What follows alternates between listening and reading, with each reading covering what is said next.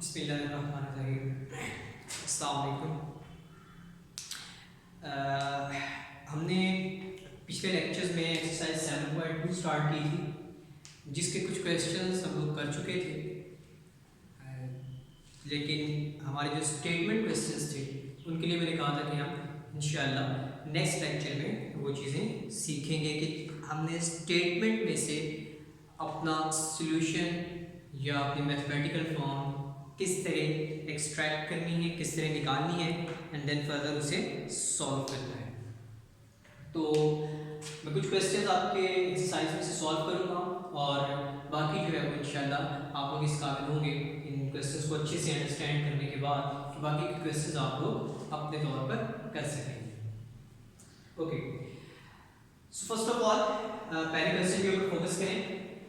पहला क्वेश्चन ये है कि how many signals can be given by using 5 flags of different colours. कि हमारे पास 5 जो है वो टोटल फ्लैग्स हैं, झंडे हैं, 5 मुख्तलिफ कलर्स हैं उनके, और हमने सिग्नल्स देने हैं किसी को, ठीक है। लेकिन सिग्नल्स देने के लिए हमने झंडे या फ्लैग्स यूज कितने करने हैं? Those are using 3 flags at a time. मतलब एक वक्त में हम सिर्फ 3 फ्लैग्स यूज कर सकते हैं। टोटल फ्लैग्स हमारे पास 5 है। Just like if I have just assume these are 3 flags, right? So total flags were 5, fine, 3 different colors. अब उन 5 में से मैंने कोई सी भी 3 आर्बिट्रेरी चूज कर लिए, इनको यूज करके, इन 3 फ्लैग्स को यूज करके मैंने सिग्नल्स देने हैं, राइट? अब सपोज इसमें से मैं ये रिप्लेस कर लेता हूँ। Just assume this is not black, this is green colour. ये हमारा फोर्थ फ्लैग था, उसको रिप्लेस करके मैंने ये वाला फ्लैग ले लिया। अब इनको यूज करके मैंने सिग्नल्स दे दिए। अगेन इसको रिप्लेस कर लूँगा, जो बाकी में बचा होगा उसको यूज कर लूँगा। मीन्स हम कोई से भी आर्बिट्रेरी फ्लैग्स लेते रहेंगे 3, और उनको यूज करके हमने सिग्नल्स देते रहना है। और टोटल फ्लैग्स जो है वो हमारे पास कितने हैं? 5 है। ओके, सो अब 2-3 चीजें जो यहाँ पर हमारे लिए ज़्यादा इंपॉर्टेंट है, उनमें से एक तो टोटल नंबर ऑफ फ्लैग्स, उनको मैं रिप्रेजेंट करता हूँ n के साथ। n मेरे पास क्या है? 5। और सिलेक्ट कितने करने हैं वो आपको पता है, r की वैल्यू कितनी होनी चाहिए? 3। अब देखिए यहाँ पर ऑर्डर मैटर करेगा, ठीक है।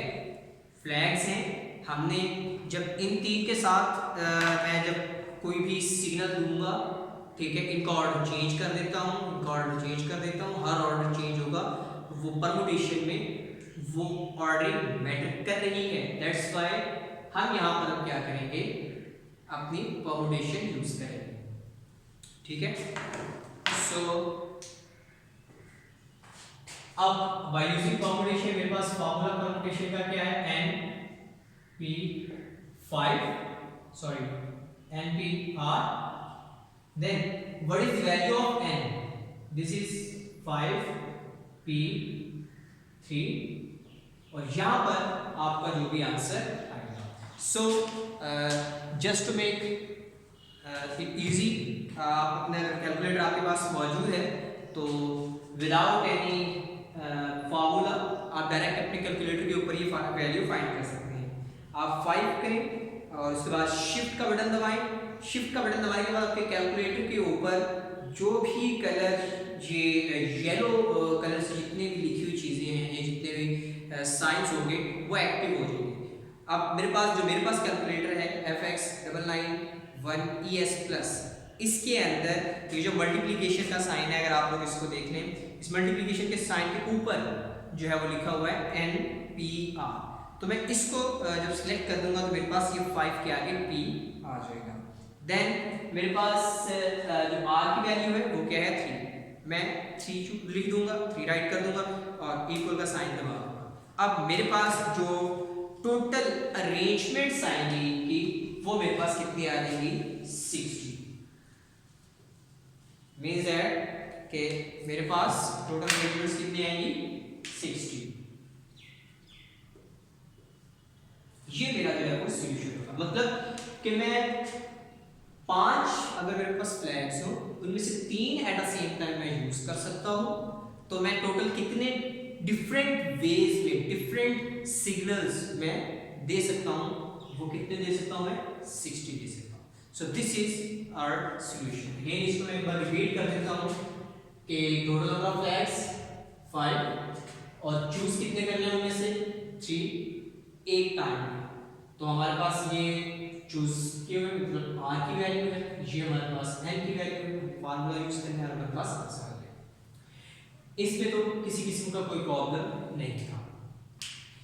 नेक्स्ट क्वेश्चन में वो जो है वो ये कह रहा है कि how many signals can be given 6 flags, कि 6 फ्लैग्स जो है वो आप यूज कर रहे हैं, टोटल जो फ्लैग्स हैं वो 6 हैं, उनको यूज करके आप कितने सिग्नल्स दे सकते हैं।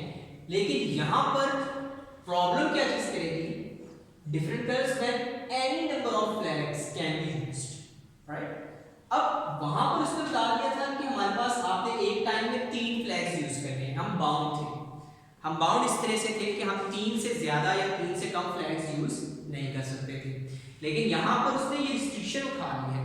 अब यहाँ पर उसने कहा कि आप अपनी मर्जी से flags, number of flags select करें और उनको सिलेक्ट करके आप जो है वो सिग्नल दे सकते हैं।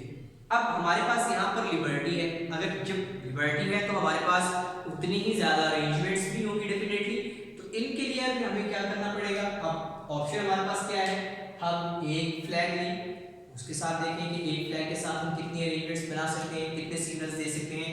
फिर हम 2 डिफरेंट कलर्स के फ्लैग ले लें, फिर 3 डिफरेंट कलर्स ले लें, 4 ले लें, 5 ले लें, 6 ले लें। मतलब ये कि अब हमारे पास जो प्रॉब्लम है वो थोड़ा सा बढ़ गया है, मतलब हमारी कैलकुलेशन थोड़ी सी बढ़ गई है, प्रॉब्लम सेम है। अब हमने क्या करना है, सबसे पहले मैं इसको डायरेक्ट वे में लिख रहा हूँ, मैं इतनी ज़्यादा एक्सप्लेनेशन में नहीं जाऊँगा, मेरा मकसद सिर्फ ये है कि आप समझ आ जाए उस चीज़ की, ठीक है। अब यूजिंग वन फ्लैग जब हम यूज करेंगे तो हमारे पास टोटल नंबर ऑफ फ्लैग्स कितने हैं 6, परम्यूटेशन लेंगे 1 फ्लैग, जो भी आंसर आएगा ये हम इसको कैलकुलेट करते हैं फर्दर। देन यूजिंग 2 फ्लैग्स, ये कितना आ जाएगा 6p2 answer. Then 3 flags 6p3, then similarly 4 flags, this will be 6p4, 5 flags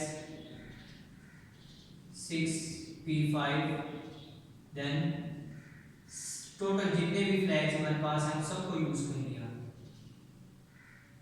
6p6। अब इनके हम वैल्यूज निकाल लेते हैं कैलकुलेटर यूज करके, और जो भी ये वैल्यूज आएंगे इन सब को हम क्या कर देंगे, ऐड कर देंगे, तो टोटल सिग्नल्स हमारे पास आ जाएंगे जो उसने क्वेश्चन में हमसे पूछा है। So just simply using calculator 6p1 this will be equals to 6, then 6p2 this will be equals to 30, then 6p3 this will be equals to 120, and the next one is 6p4 this is 360, further 6p5 720, and the last one is 6p6 this is again 720. So these are the total numbers. If we add all these, यहाँ पर मैं generally देता हूँ total signals, इनको हम क्या कर देते हैं, ऐड कर देते हैं, जितने भी हमारे पास यहाँ अरेंजमेंट्स हैं 720 plus 720 plus 360 plus 120 plus 30 plus 6, आप तौर पर इसको कर सकते हैं 1956। So this is the required result कि हम टोटल जो सिग्नल बन सकते हैं या टोटल हम जो सिग्नल दे सकते हैं 6 फ्लैग्स को यूज करके, अपनी मर्जी से flags, number of flags choose करके, वो कितने होंगे 1956 means 1956। Okay, now come to the next question, that is how many words can be formed by using all letters of the word without repeating the letter. यहां पर एक चीज पर आपने बेटा फोकस करना है सबने, वो ये है कि यहां पर कोई भी अल्फाबेट रिपीट नहीं होगा। मैं ये again wording I am rephrasing my word sentence कि कोई भी वर्ड, कोई भी alphabet, English alphabet is not repeating over here, means A 2 times नहीं है, एन 2 टाइम्स नहीं है, या पी 2 टाइम्स नहीं है। इस चीज को आपने जहन में रखना है, ठीक है। जब ये सिचुएशन हो हमारे पास सिंपल कि ये सारे लेटर्स डिफरेंट है एक दूसरे से, और कहना है कि इन्हीं जो है वो अल्फाबेट्स को यूज करना है और आपने न्यू वर्ड्स बनाने हैं, लेकिन ये कोई रिस्ट्रिक्शन उसने नहीं बताई कि उन वर्ड्स का कोई मीनिंग भी होना चाहिए, यानी मींस हमसे सिर्फ जो क्वेश्चन पूछा गया वो ये कि इतने ये जो वर्ड्स हैं इनकी अरेंजमेंट्स बता दें कि कितनी अरेंजमेंट्स होंगी, ठीक है। और उसने क्या कहा है विदाउट रिपीटिंग द लेटर्स, मतलब रिस्ट्रिक्शन नहीं लगाई कि कितने अल्फाबेट्स के कितने लेटर्स हमने इसमें से चूज करने हैं, ठीक है। तो इट मींस हमें सभी के सभी यूज करने हैं क्योंकि can be formed using all letters. ये इस पॉइंट पर फोकस कीजिए, ऑल लेटर्स के सारे हम जो है वो लेटर्स यूज करेंगे। तो टोटल नंबर ऑफ लेटर्स कितने हैं 5, 1 2 3 4 5, और हमने उनमें से जो है वो चूज कितने करने हैं, वो भी कितने हैं 5। सो सिंपली 5 अपने कैलकुलेटर से या जनरल फार्मूले से आप फाइंड करेंगे और आपके पास आंसर आ जाएगा। सो this is 120 means you can read 120 different arrangements of these letters P, L, A and P using all at the same time, ठीक है। अब हम चलते हैं अपने नेक्स्ट क्वेश्चन की तरफ, that find number greater than 23,000 that can be formed from the digits 1 2 3 5 6 without repeating any digit। तो यहाँ पर जो फोकस करने वाली चीज है, जो इम्पोर्टेंट पॉइंट है वो ये है कि जो भी इन डिजिट से हमारा नंबर बनना चाहिए उसके लिए रिस्ट्रिक्शन ये है कि वो 23,000 से ग्रेटर होना चाहिए। तो डेफिनेटली ये चीज़ हमें ये हिंट देगी कि हम 10,000 प्लेस पर 1 नहीं लिख सकते, मींस दैट 1 की जो है वो पॉसिबिलिटी खत्म। हम सबसे स्मॉलेस्ट जो इससे ग्रेटर होगा उसके भी स्टार्टिंग में 23 डेफिनेटली होना चाहिए, राइट। 23 बाकी 3 डिजिट्स जो है वो उनको हम परम्यूट करेंगे। Then on the second number 25, 3 numbers will be permuted, then 26 बाकी के 3 नंबर उनके हम जो है वो अरेंजमेंट्स को हम परम्यूट करेंगे। ये हमारे पास 3 सिचुएशंस ये बन गई। फिर उसके बाद एट द 10,000 प्लेस अगर हम 3 लिख देते हैं तो फिर हमारे पास सेकंड नंबर के लिए कोई रिस्ट्रिक्शन नहीं है, फिर ये जो भी नंबर यहाँ पर मैं लिखूंगा वो डेफिनेटली इससे ग्रेटर होगा। सो ऑब्वियसली मेरे पास फिर जो नंबर ऑफ परम्यूटेशंस हैं वो थोड़ी सी बढ़ जाएंगी। और then for similarly for 5 and for 6। So these all are the possibilities, ये वो सारी अरेंजमेंट्स हैं कि जो नंबर्स बनेंगे इन 5 डिजिट्स को यूज करके, पहली चीज। और दूसरी चीज ये है कि ये सारे के सारे नंबर 23,000 से ग्रेटर होंगे, मींस हमारी दोनों रिस्ट्रिक्शंस के मुताबिक हमने अपने क्वेश्चन को स्टेटमेंट में से एक्सट्रैक्ट कर लिया। अब यहाँ पर देखिए हमारे पास टोटल नंबर ऑफ एलिमेंट्स जिनको परम्यूट करना है वो कितने हैं 3, और एट द सेम टाइम हमने तीनों ही यूज करने हैं। तो मेरे पास जो परम्यूटेशन बनेगी वो क्या बनेगी 3p3 Similarly for this one, 3p3, 3p3. Then secondly for these are 4 places, empty places. यहाँ पर जो भी नंबर्स आएंगे उनको 4 टाइम्स,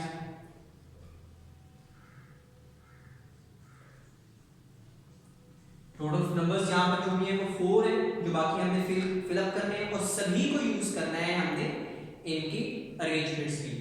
तो n की वैल्यू और r की वैल्यू दोनों की वैल्यू सेम हो जाएगी।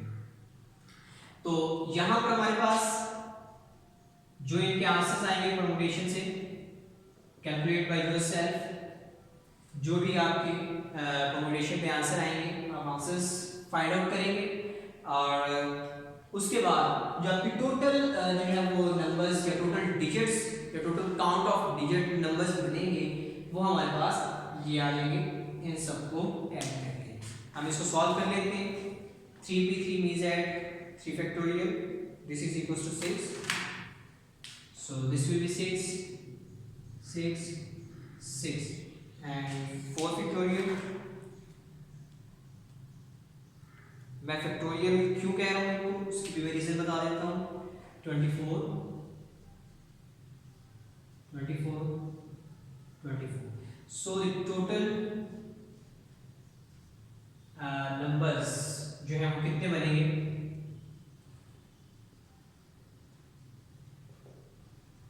90। ओके, मैं इसको एक चीज याद रखिएगा, मैं ये आपको पॉइंट यहाँ पर क्लियर कर दूं कि जब भी n और r की वैल्यू सेम हो जाए, means that whenever r become equals to n, तो मेरे पास n p n किसके इक्वल हो जाएगा? n factorial over n minus n factorial, this will become 0 factorial, so this will remain. So keep in mind whenever these both values are same, so you will have to find only factorial. Also this is clear for you. Next, इस question में I don't think so कि आप कोई problem आपको बाकी होना चाहिए। बाकी एक्सप्लेनेशन आप अपनी मर्जी से जितनी ऐड करना चाहें इतना कम कर सकते, दैट्स अप टू यू। मेरा काम बहरहाल आपको ये कि कंसेप्चुअली या उसकी जो मैथमेटिकली कुछ फॉर्म्स हैं या जितनी कैलकुलेशन ज़रूरी है हम वो एक्सप्लेन कर रहे हैं। नेक्स्ट अब हम चलते हैं अपने नेक्स्ट क्वेश्चन की तरफ, जिसमें हमें जो है वो क्वेश्चन ये पूछा जा रहा है कि find the number of 5 digit numbers that can be formed from the digits 1 2 4 6 8 when no digit is repeated. कि हमने इन 5 डिजिट्स को यूज करना है और हमने नंबर्स बनाने हैं इन 5 डिजिट्स को यूज करते हुए 5 डिजिट नंबर्स बनाने हैं, लेकिन उसके ऊपर रिस्ट्रिक्शन क्या है? फर्स्ट हमें ये कह रहे हैं कि the digits 2 and 8 are next to each other, कि हमारे जो डिजिट्स हैं 2 and 8 ये दोनों आपस में एक दूसरे के साथ होने चाहिए, ठीक है, इनके दरमियान में कोई थर्ड डिजिट मौजूद नहीं होना चाहिए। और सेकंड में जो है वो हमसे ये पूछा जा रहा है कि वो भी बताएं कि जब the digits 2 and 8 are not next to each other, कि जब ये दोनों ही आपस में एक दूसरे के साथ साथ ना हो, मींस दैट किसी भी सिचुएशन में ये दोनों एक दूसरे के साथ नहीं होने चाहिए। फर्स्ट ऑफ ऑल मैं कुछ इसको एक दो एग्जांपल्स में दिखा देता हूं कि हमारे डिजिट्स बनेंगे किस तरह के। हमारे पास पहली जो स्टेटमेंट है उसके मुताबिक suppose we have this number 4 1 2 8 then 6, इस तरह का डिजिट हो सकता है। वो डिजिट 1 4 6 8 2 means that 2 8 और 8 2 ये दोनों नंबर्स एक दूसरे के करीब होना लाजमी है। ये सिचुएशन हमारी क्या है? फर्स्ट है। But for the second one, second के लिए हमारे पास क्या रिस्ट्रिक्शन है कि ये दोनों ही डिजिट एक दूसरे के करीब नहीं होने चाहिए, तो वो वाले नंबर हमारे पास इस तरह से बनेंगे जस्ट लाइक दिस 4 1 और 4 2 1 6 8।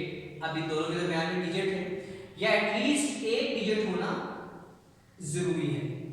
4 2 1 8 6 ये भी एक इसकी एग्जांपल हो सकती है कि इन दोनों के दरमियान में कोई ना कोई एक डिजिट लाजमी होना चाहिए।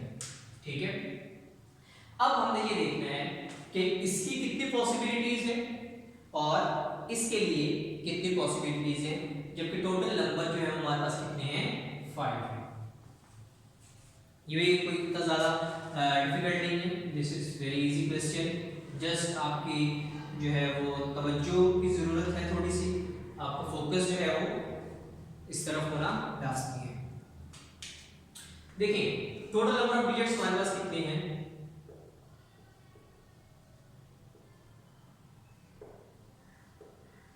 Total number of digits means that कितने, 5। ठीक है, इन 5 को यूज करके हमने नंबर्स बनाने हैं, लेकिन फॉर द फर्स्ट कंडीशन, पहले के लिए हमारे पास जब 2 and 8 दोनों का आपस में क्लोजली पैक कह लें या दोनों का कंसेक्टिव कह लें या दोनों का नेक्स्ट टू ईच अदर कह लें, जो भी वर्ड आपको इजी लगता है, उन्होंने ये कहा है कि are next to each other. तो उस सिचुएशन में हमारे पास क्या बनेगा, मैं कह देता हूं कि these number for the first when 2 and 8 are next to each other। अब इसके लिए पॉसिबिलिटीज क्या है, एक पॉसिबिलिटी हमारे पास ये है कि वो 2 8 इस तरह से एक दूसरे के करीब पड़े हों और बाकी नंबर्स जिस भी वे में हो, इस नंबर को हम क्या करेंगे, कंसीडर कर लेंगे कि ये एक सिंगल डिजिट है for the sake of time, क्योंकि ये जहां भी मूव करेगा ये एक सिंगल नंबर पे, यहाँ पर फर्स्ट प्लेस पर हो, सेकंड पे है, थर्ड पे है या फोर्थ पे है, इसने इसी तरह से मूव करना है। और सेकंड पॉसिबिलिटी उसकी ये वाली है, इसमें भी इसको हम सिंगल डिजिट कंसीडर करके चलेंगे कि यहाँ पर हो, सेकंड प्लेस पे हो, थर्ड पे हो या फोर्थ पे हो, हमारे लिए कोई फर्क नहीं पड़ेगा, ये दोनों आपस में इसी तरह रहेंगे। लेकिन जब नंबर्स के डिजिट साउंड होंगे तो वो हमारे पास 5 काउंट होंगे। अब ये 4 नंबर है, क्योंकि हम इसको एक नंबर कंसीडर करेंगे, अब ये 4 डिजिट्स हैं, चारों के चार हमने at the same time use करने हैं, तो मेरे पास जो पॉसिबिलिटी है टोटल भी 4 है और 4 के 4 ही मैंने क्या करने हैं, यूज करने हैं। होप सो आप अंडरस्टैंड कर रहे हैं बात को कि ये एक सिंगल डिजिट कंसीडर करें इसको।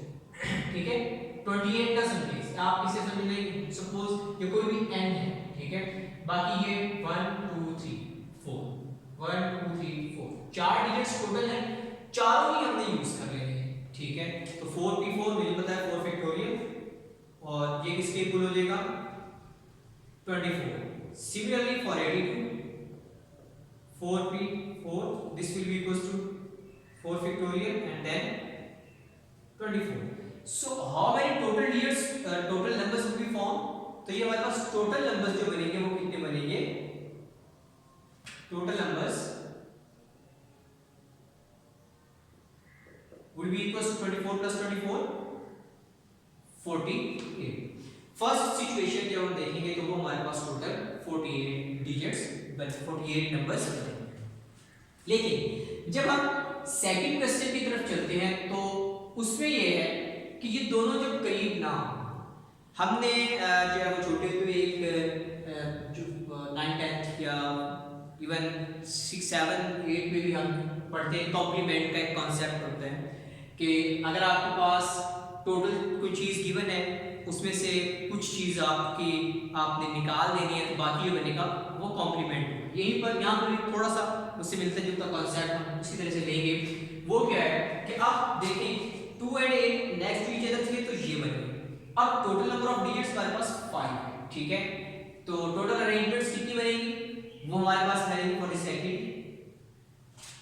टोटल अरेंजमेंट्स कितनी है,